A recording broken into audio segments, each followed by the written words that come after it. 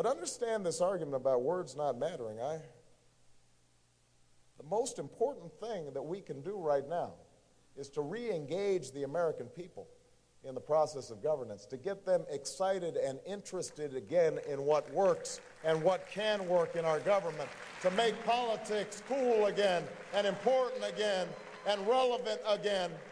Don't tell me words don't matter. I have a dream, just words. We hold these truths to be self-evident, that all men are created equal, just words. We have nothing to fear but fear itself, just words, just speeches.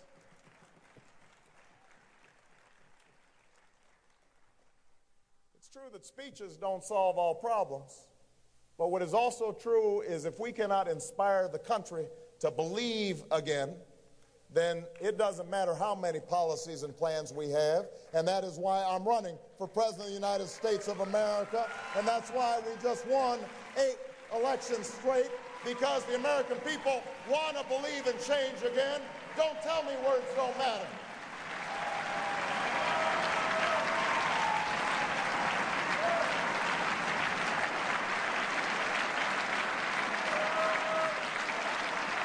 Don't tell me ideals and inspiration don't matter. Don't tell me hope doesn't matter.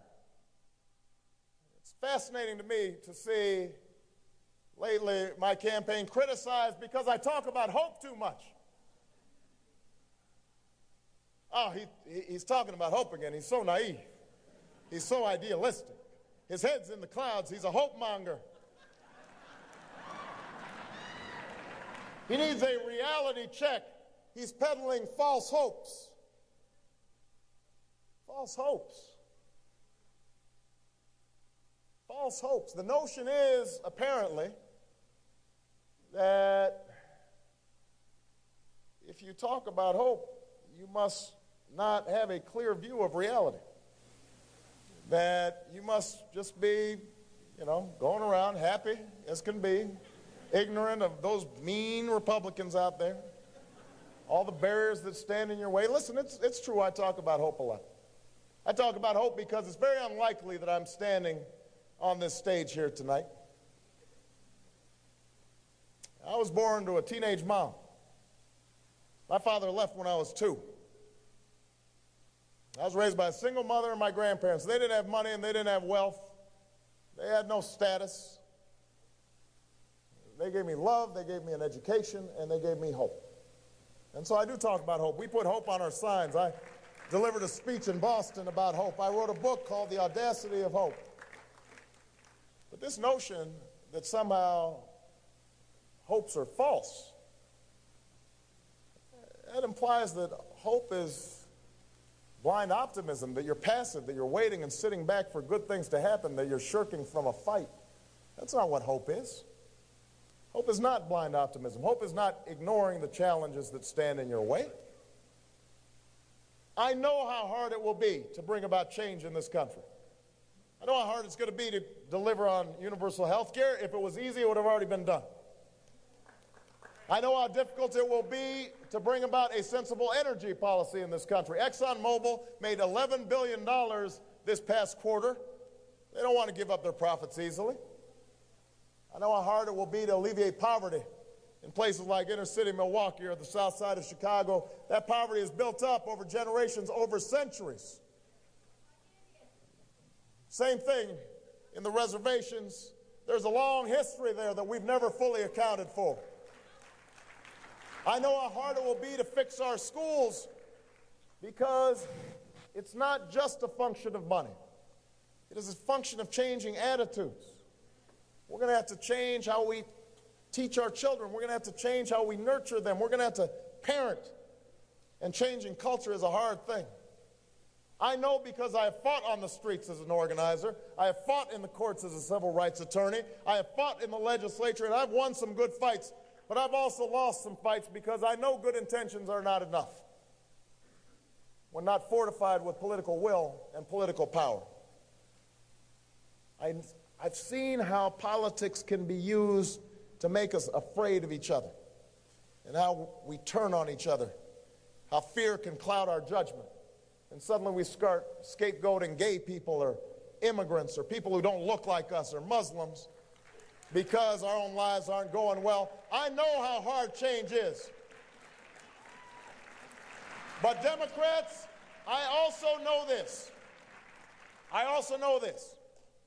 that nothing in this country worthwhile has ever happened except somebody somewhere was willing to hope.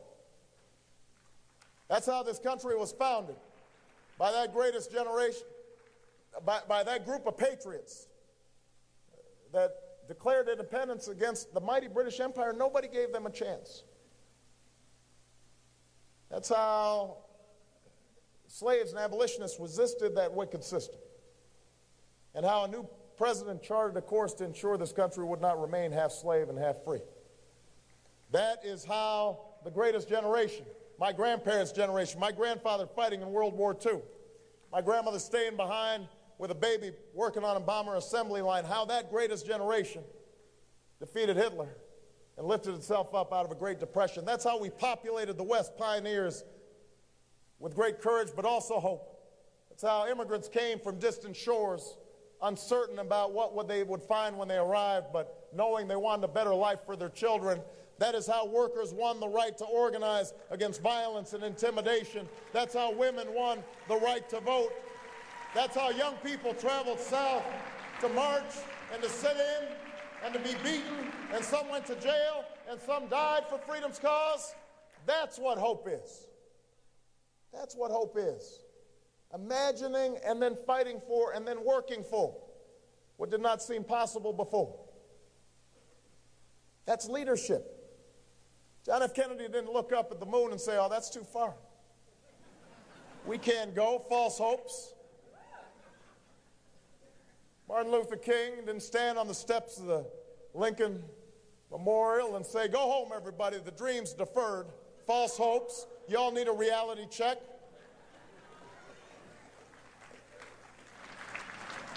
There is a moment in the life of every generation when that spirit of hopefulness has to come through if we are to make our mark on history. When we cast aside the fear and the doubt and the cynicism and we stop settling for what the cynics tell us we have to settle for, when we join together and we decide that we are going to roll up our sleeves and we are going to remake this country block by block, neighborhood by neighborhood, county by county, state by state, when we decide in our guts, when we are determined that our children and grandchildren deserve the same chances somebody gave us, when we make a determination and we are willing to fight on the basis of the conviction that we are going to keep the dream alive for those who still yearn for justice and still thirst for opportunity. And Democrats, this is our moment. This is our time. And if you will stand with me on Tuesday, if you vote for me on Tuesday, if you are willing to keep on marching and organizing and knocking on doors and making phone calls and attracting young people and getting old folks reinvigorated and getting the middle folks involved, I promise you we will not just win Wisconsin, we will win this nomination, we will win the general election, and together, you and I, we will change this country and we will transform the world. Thank you, Wisconsin. I love you.